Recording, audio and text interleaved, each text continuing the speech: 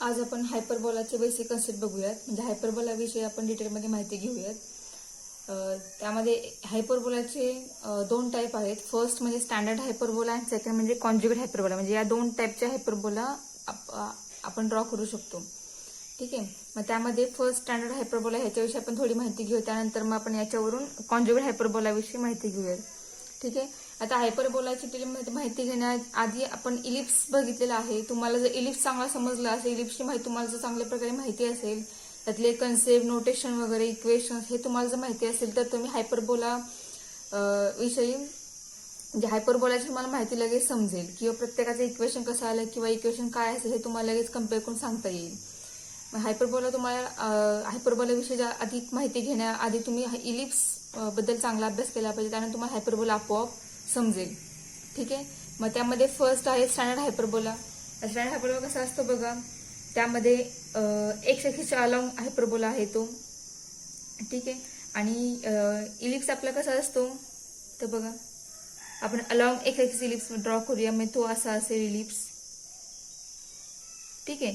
म्हणजेच हा अर्धा पार्ट इकडून असा आणि इकडून अर्धा पार्ट हा असा, ह्याला इलिप्स म्हणतो आपण. याचा उलटा हायपरबोला असतो. म्हणजे हा जो अर्धा पार्ट आहे इकडे, जो पॉझिटिव्ह एक्सिसच्या साईडला आहे, तो उलट्या दिशेने ड्रॉ केला की तो एक साईड होते हायपरबोलाची, ती इकड साईड उलट्या दिशेने ड्रॉ केली की ती दुसरी साईड होते हायपरबोलाची. ठीक आहे. म्हणजे या इलिप्सच्या उलटा हा हायपरबोला आहे. ठीक आहे. आता हायपरबोलामध्ये दोन डायरेक्ट्रिक्स असतात. सेम इलिप्समध्ये सुद्धा दोन डायरेक्ट्रिक्स असतात. आता या इलिप्सचं इक्वेशन काय असतं तर ते इक्वेशन असतं x square upon a square plus y square upon b square equal to 1. ठीक आहे. हायपरबोला इक्वेशन सेम असं असतं. ठीक आहे. फक्त फरक काय आहे बघा. तर बघा इक्वेशन काय असेल, x square upon a square minus y square upon b square equal to 1. फक्त मिडल साईन जे आहे ते फक्त मायनस असणार आहे हायपरबोलामध्ये, आणि तेच मायनस साईन हे प्लस आहे इलिप्समध्ये. ठीक आहे. आता इलिप्स कसाही असो, अलॉंग एक्स असो किंवा अलॉंग वाय असो, इक्वेशन सेम तेच राहते इलिप्समध्ये, बदलत नाही. फक्त यामध्ये इक्वेशन थोडंसं चेंज होतं. ते बघूया आपण काय चेंज होतं ते. ठीक आहे.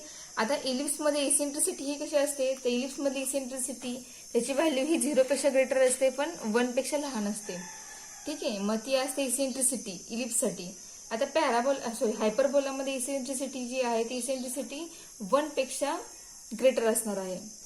इसेंट्रिसिटी कशी असणार आहे तर 1 पेक्षा ग्रेटर असणार आहे कुठे, हायपरबोलामध्ये. आणि इलिप्समध्ये ती इसेंट्रिसिटी 0 to 1च्या मध्ये असणार आहे. अशी असेल इसेंट्रिसिटी तर तो इलिप्स असतो, अशी इसेंट्रिसिटी असेल तर तो हायपरबोला असतो, आणि जर इक्वल टू 1 असेल तर तो कोण असतो, पॅराबोला असते. आपण बघितलेला आहे. ठीक आहे. आता यानंतर जो डायरेक्ट्रिक्स आहे, डायरेक्ट्रिक्सचं इक्वेशन इलिप्समध्ये आणि हायपरबोलामध्ये दोघांचाही सेम आहे. आता डायरेक्ट्रिक्स इक्वेशन काय आहे तर एक्स इक्वल टू, या ठिकाणी व्हॅल्यू असते ए अपॉन ई. याच्यावर आपल्याला इक्वेशन काय मिळेल डायरेक्ट्रिक्सचं, तर x minus a upon e equal to 0 हे इक्वेशन येईल.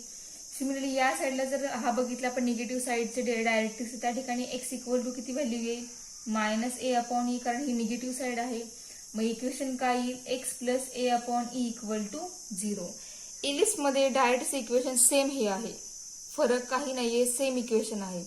ठीक आहे. आता या ठिकाणी ए आहे तर एला आपण म्हणणार आहे व्हर्टायसेस. एला काय म्हणणार आहे, व्हर्टायसेस. आणि या ठिकाणी व्हर्टायसेसचे कोऑर्डिनेट जे आहेत ते असणार आहेत a,0. बरोबर का. हे जे इथले हा ए जो आहे, एचे कोऑर्डिनेट्स आहेत a,0. या ए डॅशचे कोऑर्डिनेट काय असेल, a,0 असणार आहे, कारण इथून इथपर्यंत डिस्टन्स हे स्मॉल ए आहे, इथून इथपर्यंत डिस्टन्स हे स्मॉल ए आहे. म्हणजे या ठिकाणी व्हर्टायसेसचे कोऑर्डिनेट काय असणार आहेत बघा, कोऑर्डिनेट व्हर्टायसेस हे काय असतील तर प्लस मायनस a,0. दोन्हीचे मिळून लिहिले मी, प्लस मायनस a,0. ठीक आहे.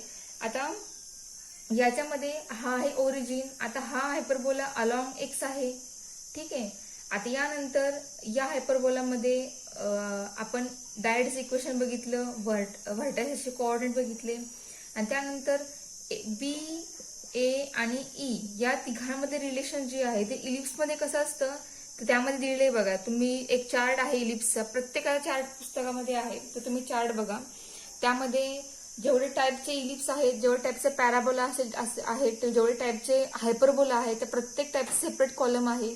आता कॉलमनुसार त्याची इसेंट्रिसिटी आहे, त्याचं इक्वेशन आहे, त्याचं बीईएचं रिलेशन आहे, त्याचबरोबर डायरेक्टिव्ह इक्वेशन आहे, कोऑर्डिनेट आहेत व्हर्टायसेसचे, त्यानंतर फोकसचे कोऑर्डिनेट आहेत, त्यानंतर लॅटिस रेक्टमचे इक्वेशन आहे, ते त्या ठिकाणी सगळं मेन्शन केलेलं आहे. ते तुम्ही एकदा बघा. आणि त्यामध्ये जे बीएई इलिप्स मधलं या तिघांमध्ये रिलेशन दिलेलं आहे, ते रिलेशन आहे b square equal to a square into bracket 1 minus e square. हे आहे इलिप्ससाठी. ठीक आहे. मग पॅराबोलासाठी हायपरबोलासाठी काय आहे, तेच इक्वेशन आहे, फक्त फरक काय आहे बघा, a square into bracket e square minus 1 फक्त आहे. चेंज काय इथं ई स्क्वेअर मायनस 1 आहे. कुठे हायपरबोलामध्ये. इलिप्समध्ये काय 1 मायनस ई स्क्वेअर आहे. दोघांचे रिलेशन सिमिलर आहे, थोडासा फक्त फरक आहे. ठीक आहे. बघा आपण या ठिकाणी नोट डाऊन करूयात. Relation between a b and e काय आहे ह्या हायपरबोलासाठी, तर ते रिलेशन आहे b square equal to a square into bracket e square minus 1. ठीक आहे. आता इलिप्समध्ये सुद्धा 2 फोकस होते, सेम टू सेम. हायपरबोलामध्ये सुद्धा 2 फोकस असणार आहेत. एक असणार आहे इथे, याला आपण एस म्हणूयात, आणि एक असणार आहे इथे, याला आपण एस डॅश म्हणूयात. आता एसचे कोऑर्डिनेट सेम तेच असणार आहे जे इलिप्समध्ये आहेत, ते एई कॉमा 0, आणि एस डॅशचे कोऑर्डिनेट सेम तेच असणार आहेत, मायनस एई कॉमा 0. ठीक आहे. बऱ्यापैकी सगळे कन्सेप्ट, सगळे बऱ्यापैकी इक्वेशन हे सिमिलर आहेत इलिप्स आणि हायपरबोलाचे. थोडासा फरक आहे. त्यामुळे तुम्हाला जर इलिप्स चांगला कळाला असेल, इलिप्सचे इक्वेशन सगळ्यांचे समजले असतील काय काय आहेत ते, तर तुम्ही त्याच्यानुसार कम्पेअर करून हायपरबोलाचे इक्वेशन्स लगेच नोट डाऊन करू शकता. ठीक आहे. आता स्टँडर्ड हायपरबोला बरोबर कॉन्ज्युगेट हायपरबोला सुद्धा आपण बघूया सायमल्टेनियस, कारण तुम्हाला त्याच्यानुसार इक्वेशन्स कळतील दोन्हीमध्ये फरक काय येतो. तर बघा, हा कॉन्ज्युगेट हायपरबोला जो आहे तो कसा असतो, तर तो अलॉंग वाय एक्स असतो, अलॉंग एक्स नसतो. मग त्या ठिकाणी तो असेल जी एक साइड असेल अशी. ठीक आहे. हायपरबोलाची एक साइड असेल अशी डाऊनवर्ड, एक अपवर्ड असे डायरेक्शन असेल. ठीक आहे. आता यामध्ये सुद्धा कन्सेप्ट सगळे सेम आहेत. इथे या हायपरबोला सुद्धा डायरेक्शन 2 असणार आहेत. एक असेल पॉझिटिव्ह वाय ऍक्सिस मधून जाणारी, एक असेल निगेटिव्ह वाय मधून जाणारी. ठीक आहे. हा असेल डी, हा असेल डी डॅश. हा हे 2 आहे ते व्हर्टेक्स आहेत, हा ओरिजिन आहे. या व्हर्टेक्सला आपण नाव देऊया या ठिकाणी बी, आणि हा असेल बी डॅश. ठीक आहे. व्हर्टेक्स नाव दिली. ठीक. हा आहे वाय ऍक्सिस, हा आपला एक्स ऍक्सिस आहे. ठीक आहे. आणि यानंतर इथे हा असेल एस, हा फोकस असेल, हा असेल एस डॅश, आणि हा असेल एस. कोऑर्डिनेट सेम तेच, थोडासा फक्त फरक असेल. आपण ए घेतला होता, इथे फक्त आपण काय घेणार आहोत, बी घेणार आहोत. म्हणजे हे डिस्टन्स ओरिजिन पासून इथपर्यंत हे डिस्टन्स बी घेणार आहोत आपण, आणि इकडे डिस्टन्स हे घेणार आहोत कोऑर्डिनेट पर्यंत, सॉरी व्हर्टेक्स पर्यंत ते घेणार आहोत बी. इथलं पण डिस्टन्स बी असेल. म्हणजे या ठिकाणचं इक्वेशन काय असेल बघा, या हायपरबोलाचं इक्वेशन असेल सेम इक्वेशन तेच, फक्त फरक काय आहे, तर फरक असेल इथे या ठिकाणी x square upon a square जी आहे टर्म, ती नंतर असणार, आधी असणार y square upon b square minus x square upon a square equal to 1. हे असणार आहे कॉन्ज्युगेट हायपरबोलाचे इक्वेशन. ठीक आहे. आता यानंतर याचे व्हर्टायसेस, जे त्या व्हर्टायसेसचे कोऑर्डिनेट काय असेल तर बघा, कोऑर्डिनेट ऑफ व्हर्टायसेस ते काय असतील, तर ते कोऑर्डिनेट असतील प्लस मायनस 0, बी, सॉरी 0, प्लस मायनस बी. कारण पॉइंट तो वाय वरती आहे, त्यामुळे पहिला एक्स कोऑर्डिनेट तो 0 असणार आहे. सो प्लस मायनस बी हा असेल, हे कोऑर्डिनेट असेल या दोन्ही व्हर्टायसेसचे. ठीक आहे. आता यानंतर रिलेशन जे ए बीई मधलं रिलेशन आहे ते पण इथे या ठिकाणी तिचं असणार, थोडासा फरक असेल. Relation between a b and e, ते रिलेशन काय असेल, तर बी स्क्वेअर इक्वल टू आहे स्टँडर्ड हायपरबोलासाठी, तेच कॉन्ज्युगेटसाठी असणार आहे a square equal to b square into bracket e square minus 1. ठीक आहे. थोडासा फरक फक्त असणार आहे, जास्त काय दोघांमध्ये बदल नसणार आहे. ठीक आहे. यानंतर काय असेल बघा, तर यानंतर लेटेस्ट रेक्टम जो आहे आता या ठिकाणी पी पॉइंट जो असणार आहे तो पी मुव्हेबल पॉइंट असणार आहे. मग तो पी पॉइंट या ठिकाणी तो आपण नंतर बघूया. ज्यावेळी आपण पॅरामीट्रिक इक्वेशन फाइंड करणार आहोत त्या ठिकाणी त्यावेळी आपण पी पॉइंट बघूया कुठे असेल तो. आता या ठिकाणी लेटेस्ट रेक्टमचं इक्वेशन बघूया काय असणार आहे ते. So length of latus rectum जी आहे ते काय असेल तर बघा, लेटेस्ट रेक्टम म्हणजे या फोकस म्हणून जाणारी लाईन आणि त्याचा starting point and end point त्यांना आपण काय म्हणतो latus rectum. That is L and this is L dash. इथं पण सेम तेच, तिथं आपण नाव बदलूया याचं, याला म्हणूया पी आणि हा असेल पी डॅश. सिमिलरली या ठिकाणी सुद्धा इथून जाणारी line starting point L end point L dash. या एसचे कोऑर्डिनेट सेम तेच असणार आहेत. फोकसचे कोऑर्डिनेट ते असणार आहे 0, बी. या ठिकाणी या एस डॅशचे कोऑर्डिनेट असणार आहेत 0, -b कारण ही निगेटिव्ह साइड आहे. आणि या ठिकाणी ही लाईन जी पास होणारी ही असेल लेटेस्ट रेक्टम, याला आपण पी अँड पी डॅश म्हणूयात. ठीक आहे. आता या ठिकाणी आपल्याला डायरेक्ट इक्वेशन नोट डाऊन करायचं राहिलं आहे. तर इथे बघा आपलं डिस्टन्स हे बी आहे, हे आणि हे डिस्टन्स हे बी आहे आणि हा फोकस जे कोऑर्डिनेट 0, बी आहे, इथलं 0, -b कोऑर्डिनेट आहेत. त्यामुळे डायरेक्ट इक्वेशन थोडंसं बदलेल. मग ते इक्वेशन काय असेल डायरेक्ट या ठिकाणी, तर ते इक्वेशन असेल या ठिकाणी इक्वेशन येईल y = b/e म्हणजेच y - b/e = 0. इथे असेल y = -b/e that is y + b/e = 0 म्हणजे हे आलं डायरेक्ट इसे इक्वेशन. मग या ठिकाणी आपण नोट डाऊन करूयात. Equation of directrix equal to y ± b/e. दोघांचेही कंबाईन इक्वेशन, एक पॉझिटिव्ह एक्स म्हणून जाणारी आणि एक निगेटिव्ह म्हणून जाणार, दोघांचे इक्वेशन प्लस मायनस मध्ये आपण लिहिलेलं आहे. सिमिलरली स्टँडर्ड हायपरबोलामध्ये इक्वेशन ऑफ डायरेक्ट्रिक्स ते काय असेल ते सेम x ± a/b a/e = 0. तुमच्या बुकमध्ये दोघांची टेबल ड्रॉ केलेली आहे, ते तुम्ही टेबल बघू शकता. फक्त आता समजून घ्या आणि त्या तुम्ही बुकमध्ये बघून तो टेबल आणि त्या डायग्रॅम्स ह्या वहीमध्ये नोट डाऊन करा. ठीक आहे. So equation directrix x + a/e = 0 आणि equation directrix is y ± b/e = 0. आता हे झालं डायरेक्ट इक्वेशन. त्यानंतर लेंथ ऑफ ऍक्सिस बघूया आधी, नंतर लेंथ ऑफ लेटेस्ट रेक्टम बघूया. तर ऍक्सिसचं लेंथ काय असेल, तर ऍक्सिस म्हणजे कोणत्या ऍक्सिस, तर एक्स अँड वाय ऍक्सिस. आता या ठिकाणी ऍक्सिसला नाव वेगळं आहे हायपरबोलामध्ये. ज्या ऍक्सिसच्या अलॉंग हायपरबोला असणार आहे त्या ऍक्सिसला नाव आहे ट्रान्सव्हर्स ऍक्सिस. म्हणजे या ठिकाणी या हायपरबोलामध्ये हा एक्स ऍक्सिस जो आहे तो आहे ट्रान्सव्हर्स ऍक्सिस. Transverse axis. आता हेच नाव इलिप्स मध्ये ट्रान्सव्हर्स ऍक्सिसला मेजर ऍक्सिस असं म्हटलेलं आहे. फक्त नाव बदललेलं आहे हायपरबोलामध्ये, पण मिनिंग तेच आहे. बाकी लेंथ सुद्धा सेम तीच आहे, फक्त नाव चेंज केलं आहे. इलिप्स मध्ये या ऍक्सिसला म्हणायचं मेजर ऍक्सिस. ज्या ऍक्सिसच्या अलॉंग इलिप्स आहे त्याला म्हणतो आपण मेजर ऍक्सिस. आणि हायपरबोलामध्ये म्हणतो आपण ट्रान्सव्हर्स ऍक्सिस. आणि यानंतर वाय ऍक्सिस जो आहे त्याला नाव आहे कॉन्ज्युगेट ऍक्सिस. ते इथं वरती लिहिते मी, कॉन्ज्युगेट ऍक्सिस. म्हणजेच हा आहे मायनर ऍक्सिस. ज्याच्या अलॉंग आहे हायपरबोला तो आहे आपला मेजर ऍक्सिस म्हणजेच ट्रान्सव्हर्स ऍक्सिस. दुसरा जो आहे वाय ऍक्सिस तो आहे कॉन्ज्युगेट ऍक्सिस म्हणजेच तो असणार आहे मायनर ऍक्सिस. ठीक आहे. In conjugate hyperbola Y axis is called as transverse axis. Transverse axis and x axis is called as conjugate axis.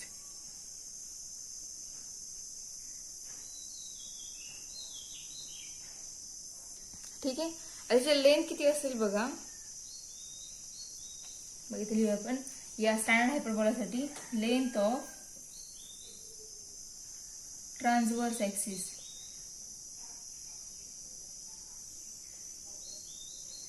that is major axis in standard hyperbola is 2a and conjugate axis is 2b. ठीक आहे. तेच उलट आहे conjugate axis मध्ये, conjugate hyperbola मध्ये. So length of transverse axis ही आहे 2b. Length of conjugate axis means minor axis ही आहे 2a. ठीक आहे. सो लेंथ झाल्या ॲक्सिसच्या. आता यानंतर लेंथ ऑफ लेटस रेक्टम. आता लेंथ ऑफ लेटस रेक्टम ही किती असणार आहे यामध्ये? स्टँडर्ड हायपरबोलामध्ये लेटस रेक्टमची लेंथ ही 2b² a असणार आहे आणि ह्याच्यामध्ये कॉन्जुगेट हायपरबोलामध्ये तीच लेंथ असणार आहे 2a² so length of latus rectum is equal to 2b² a and length of latus rectum in conjugate hyperbola is 2a² b. ठीक आहे.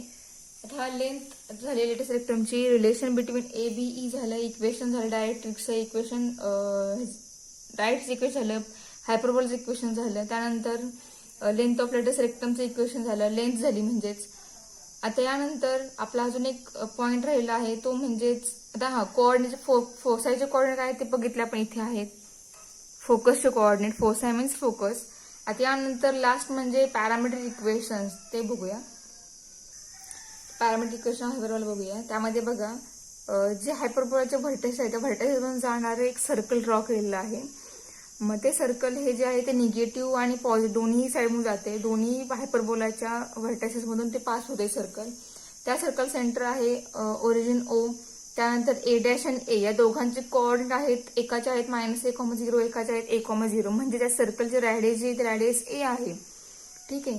यानंतर P पॉईंट आहे तो आपण हायपरबोलावर घेतलेला आहे. तो P मुव्हेबल पॉईंट आहे. तो P आणि M पॉईंट आपण जॉईन केला. त्यानंतर आपण तो M पॉईंट त्या सर्कलला M पॉईंट पासून एक सर्कलला टच होणारी एक लाईन ड्रॉ केली आणि त्या सर्कलच्या पॉईंट मधून आपण रॅडियस ड्रॉ केली. एक ओरिजिन पर्यंत ती लाईन आपण ड्रॉ केली.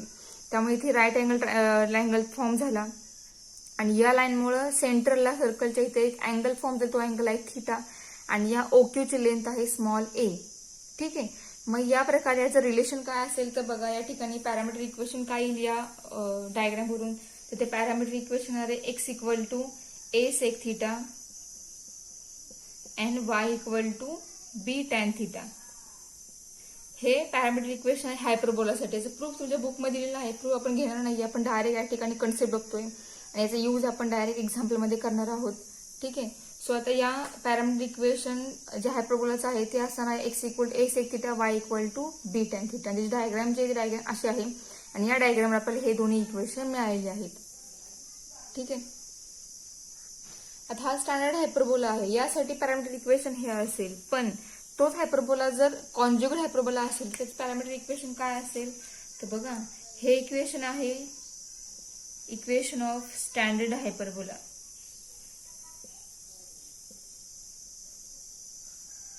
ठीक आहे. Then equation of conjugate hyperbola.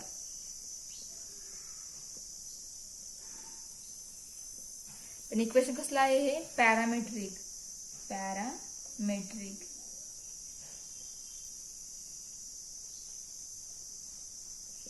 मग कॉन्जुगेट हायपरबोलाचं पॅरामेट्रिक इक्वेशन काय असेल तर ते फक्त उलट असेल. याच्या उलट म्हणजेच काय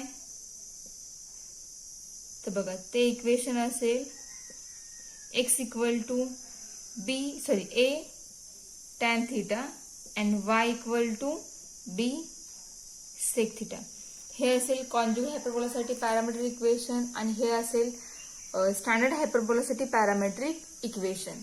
ठीक आहे. पण ही डायग्राम आहे ही स्टँडर्ड हायपरबोलासाठीची डायग्राम आहे. कॉन्जुगेट डायग्राम वेगळी आहे. त्या ठिकाणी हायपरबोला हा अलॉंग y ऍक्सिस येईल आणि त्या ठिकाणी मेजर ऍक्सिस म्हणजे ट्रान्सव्हर्स ऍक्सिस हा y ऍक्सिस असणार आहे आणि x हा असणार आहे कॉन्जुगेट ऍक्सिस म्हणजे तो असेल मायनर एक्स असणार आहे. कुठे कॉन्जुगेट हायपरबोलासाठी. आणि या ठिकाणी हा आपला x आहे तो आहे ट्रान्सव्हर्स ऍक्सिस आणि y आहे कॉन्जुगेट ऍक्सिस आणि हा आपला स्टँडर्ड हायपरबोला आहे. आणि कॉन्जुगेट हायपरबोलासाठी हे इक्वेशनची डायग्राम ही मात्र वेगळी असणार आहे. ही डायग्राम स्टँडर्ड हायपरबोलाची आहे त्यासाठी इक्वेशन हे आहे आणि हे कॉन्जुगेटचं इक्वेशन आहे पॅरामीट्रिक इक्वेशन. फक्त डायग्राम ही वेगळी असणार आहे. याची मागाशी बघितली आपण तीच डायग्राम या हायपरबोलासाठी असणार आहे. ठीक आहे. अजून आपलं इक्वेशन राहिलेलं आहे. आपण relation between a b e जे बघितलं म्हणजेच b square equal to a square into bracket e square minus 1 हे आपण रिलेशन बघितलं आहे. याच्यावरून आपल्याला इसेंट्रिसिटीचे इक्वेशन फाइंड करता आलं पाहिजे, कारण आपल्याला इसेंट्रिसिटीचा फाइंड करण्यासाठी क्वेश्चन विचारला जातो. मग ती इसेंट्रिसिटी फाइंड करण्यासाठी आपल्याला याच्यावरून तो फॉर्म्युला तयार करून आपण ती व्हॅल्यू इसेंट्रिसिटीची व्हॅल्यू फाइंड आउट करू शकतो, आणि ती व्हॅल्यू जी आहे ती व्हॅल्यू 1 पेक्षा ग्रेटर आली पाहिजे. ठीक आहे. मग या ठिकाणी इसेंट्रिसिटी फाइंड आपण कशी करणार, तर बघा इसेंट्रिसिटी याच्यावरून फॉर्म्युला काय त्याचा येईल, तर तुम्ही सॉल्व्ह करा. ते डायरेक्ट फॉर्म्युला सांगितलं. फॉर्म्युला काय येईल या ठिकाणी, तर तो येईल रूट ए स्क्वेअर प्लस बी स्क्वेअर अपॉन ए. या ठिकाणी तुम्ही ए स्क्वेअर ब्रॅकेटमध्ये मल्टिप्लाय करा, आणि त्यानंतर e equal to equation convert करा. कन्वर्ट केल्यानंतर तुम्हाला इक्वेशन हे येईल. ठीक आहे. तर मग त्यात बघूया आपण ते equation. Eccentricity E implies b square equal to a square e square minus a square. a square इकडे आल्यानंतर पॉझिटिव्ह होईल, म्हणजेच a square e square equal to a square plus b square. Therefore e square equal to a square plus b square upon a square. ठीक आहे. A square आहे, दोन्हीकडे square route घेतात, आपल्याला काय मिळेल, ई इक्वल टू इथे root राहणार ए स्क्वेअर प्लस बी स्क्वेअरला, अँड ए स्क्वेअरचं स्क्वेअर रूट हे येईल ए. म्हणजे हा आला फॉर्म्युला इसेंट्रिसिटी फाइंड करण्यासाठीचा. ठीक आहे.